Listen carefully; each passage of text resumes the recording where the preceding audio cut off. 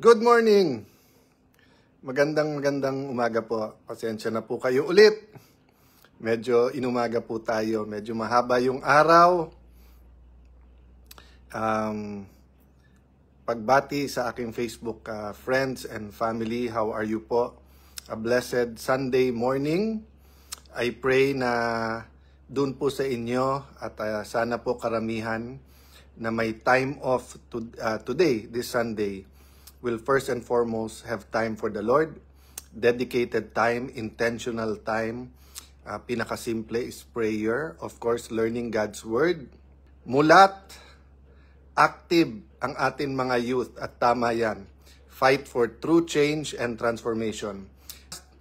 So marami pong rumors. Baka nagkakalat ng rumors, sila din. Mahirap sila magkalat ng rumors. May power sa words. Shout out Jeb Navea Badaguas. Yan. Tin Ventanilla. Eman Celis, good morning sa inyo. Ang dami natin kahit madaling araw. So guys, I was talking about, di ba, when we give thanks to God, then we're talking about self-governance. May kausap ako malalim kanina. Pinag-uusapan namin yung total surrender sa Panginoon. Ven Rontengen from Qatar naman. So assalamualaikum sa mga kapatid natin from all over the world. Siguro let me start out by saying dun sa may oras today, thank God for the time. At sabi ko nga, number one, spend time with God. Pinakamadali, prayer, Word of God, kung makaka-attend po kayo ng church. Remember, church is the people of God, di ba? So whether yun ay formal, online, syempre iba yung may community talaga. Diniscuss ko po yun sa aking staff at sa aking pong extended family at ating mga pamangkin, yung sense of community, na pag tayo po ay may self-governance, ang kasunod naman nun, yung community, kasi magtutulungan and accountable tayo to each other. One reform, pag binago natin ang Pilipinas at nawala yung corruption, is being accountable to each other. Hindi lang po sa gobyerno, hindi lang sa ombudsman, hindi lang sa piskalya, sa DOJ, hindi lang dyan sa independent commission. From the smallest unit sa pamilya, we're accountable to each other. Homeroom, di ba, yung GMRC, PTA, Homeowners Association, iba't ibang mga asosasyon, mga club, we're accountable to each other, then we're accountable to God, di ba? So guys, as we are thankful for the Lord for this Sunday, pangalawa, we're thankful for family and friends. Lalo po sa Pilipinas kasi extended talaga yung pamilya natin, di ba? Yung talagang kadugo, and then yung ka-spirit, and then of course, yung mga kaibigan na talagang pamilya na sa atin. Hindi po ganyan sa lahat ng bansa. Yung bayanihan at pagtutulungan sa atin, yung talagang love others as God loves you. Mararamdaman mo talaga sa Pilipinas. Ang problema nga, beyond our circle nung love, parang it's okay to cheat, it's okay to steal. Kaya etong grabing corruption nangyayari. Yung lines of morality natin, urong ng urong. So parang pag konti pwede, tapos mas marami, konti okay din. Until yan, ghost na. Then pag may balik, 'di ba, may commercial nung araw, yung basurang tinapon mo, babalik din sa iyo. That's another way of saying kung ano itatanim mo, yan din aanihin mo. And as a people, no, hindi ako nag-finger point na, as a people, we're all guilty from vote buying to cheating, to stealing, to lying, 'di ba? Sa Old Testament po, makikita niyo po doon. Let me address myself to different Christian groups, but this applicable to lahat, 'di ba? Importante repentance. Wala po talagang pagbabago pag walang repentance. And pag mag-repent ka, pwede ka mag-repent para sa buong grupo, for the whole nation. Walang mawawala po, walang masama. In fact, mabuti pag ang leaders natin ay humingi ng pasensya at nagsabing, nagkamali kami, Lord. We've done evil. Forgive us at may change. Diba? Walang conflict yun po sa habulin, kung sino po yung mga most guilty, middle guilty, least guilty. Kaya yung punishment po, nandyan yan para hindi ulitin at gawin nung iba. Diba? So yung mga basics kailangan po natin matutunan. So yung problema po sa discussions ko kanina, yung trusting God, many times we say we trust God, pero sobra yung anxiety natin. At normal po yon. Kaba, stress, anxiety, di ba? So for example, nasa labas po, nag-aaral yung mga pamangkin ko dahil sabi ko, tama na yan, YouTube TV, kung hindi talaga kayo matutulog, aral dahil may exam sa Monday. Pinayagan ng parents sila one more night pero mag-aral daw. So pinapakita niya yung notebook na nagsusulat siya doon. So wala pong conflict yung sinabing I trust God and then nag-aaral ka, matulog ka na mahimbing. Ang problema yung parang ginawa mo na lahat and then you say trust God. And then yung parang napaparalyze ka sa anxiety, stress, etc. So yun po yung lies sa utak mo na sinasabi ng devil na hindi mo kaya, babaksak ka, etc. And it will affect your sleep, it will affect yung pagkilos mo, di ba? So, halimbawa po, maraming may sleepless nights kasi guilty. Tama po yun na mag-guilty at tama magka-sleepless night para ma-lead sa repentance at saka sa pagbabago.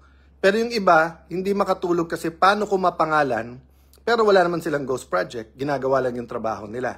Di ba?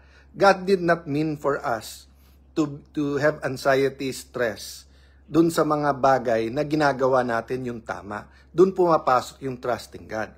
But because we are human, we do hear voices. That's why sabi po sa Bible, my sheep know my voice. So, mas malalim ang relationship mo, mas may trust. So, di ba parang sa basketball po yan.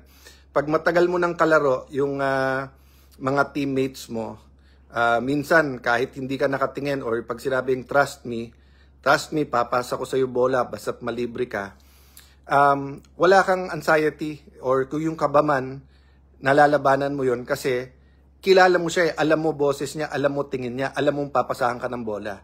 Pero kahit anong galing niyan, pagbago, hindi mo alam boses niya, hindi mo alam kilos niya, hindi mo alam tingin niya, 'di ba? Maliligaw ka.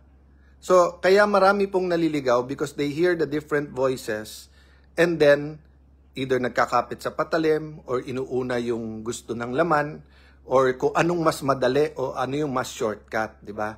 So, I say this all in context ng self-governance. Yung pagbabago na gusto natin sa Pilipinas at sana ma-experience natin lahat po, no? Kung ano man ang age natin. But me, I'm in my 50s.